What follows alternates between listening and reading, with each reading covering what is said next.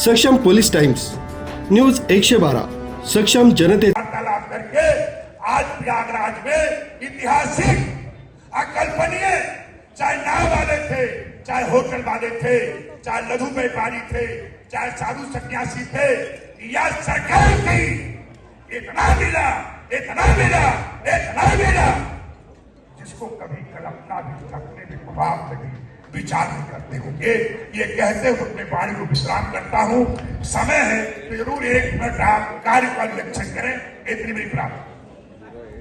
पार्वती पते हर हर ब्रह्मदेश्वर भगवान गंगा गोदावरी माता की।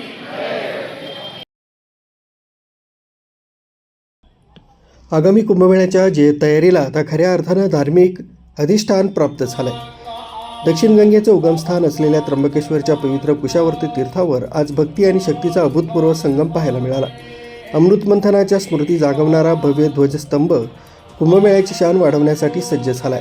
त्र्यंबकेश्वरमध्ये आज अत्यंत मंगलमयी वातावरणात 31 फूट उंचीच्या भव्य ध्वजस्तंभाचा शिलान्यास सोहळा पार पडला। या स्तंभाची सर्वात मोठी विशेषता म्हणजे याची रचना अमृत मंथन या पौराणिक कथेवर आधारित असणारे। कुंभमेळ्याच्या काळात जगभरातून येणाऱ्या कोट्यावधी भाविकांसाठी हे श्रद्धेचं आणि आकर्षणाचं केंद्र ठरेल। कुंभमेळा हा केवळ उत्सव नसून तो भारताच्या सांस्कृतिक वैभवाचं दर्शन आहे। या ध्वजस्तंभाच्या माध्यमातून कुशावर्त तीर्थाची धार्मिक ओळख अधिक प्रबळ होईल आणि नियोजित कुंभमेळ्याचा पाया आज रचला गेल्याचं महंत हरिगिरी महाराज यांनी सांगितलंय। भाई देखिए, पहली बात यह है कि सीमाओं को बढ़ाई जा सकती है। पहले प्रयागराज में कितना घाट था? 1800-1700 में 200 फीट था, आज उसको 70 फीट किया गया है। पहले इस कुंभ मेले से 2 कुंभ मेला पहले उज्जैन में कितना था? 300 मीटर, आज कितना किया गया है? 8-10 किलोमीटर। अभी हमने शिलान्यास कितने किया? 29 किलोमीटर का। तो क्षेत्रफल को बढ़ाने की बात हो रही। क्या बोला मैंने कि कुशावर्त पंचवटी एक रहेगा, आधा नाम कुशावर्त, आधा पंचवटी रहेगा। इसलिए स्नान कहाँ होगा? वो आपके हृदय की आवाज की बात है।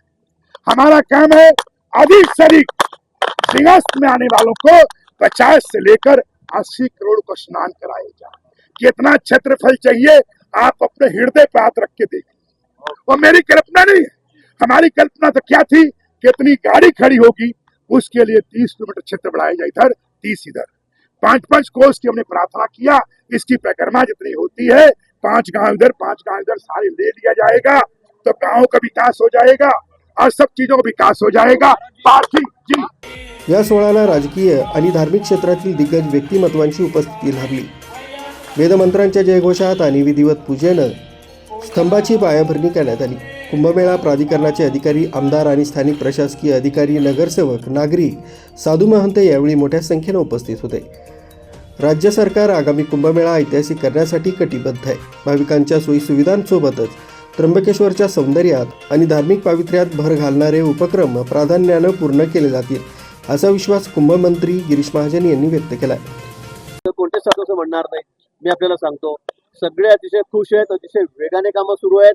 मागच्या वेळेला आमच्या सरकार 6 महिन्यानंतर कुंभमेळा होता, त्यामुळे खर्चही कमी झाला, थोड्या सुविधाही कमी झाल्या असतील, पण यावेळेला कुठे हात आकडता आम्ही घेतला नाही। माननीय मोदींनी सांगितलेलं आहे की कुंभमेळ्यामध्ये कुठे कमी पडता कामा नये।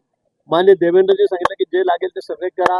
आम्ही यावेळेला जवळपास 32-35 हजार कोटी रुपये कुंभमेळ्यासाठी खर्च करतोय, की जे मागच्या कुंभमेळ्यामध्ये 3000 कोटी पर्यंत होतं। 10 पट खर्च आम्ही या ठिकाणी करतोय। सगळ्या इन्फ्रास्ट्रक्चर, सगळ्या व्यवस्था सगळ्या आम्ही या ठिकाणी करतोय।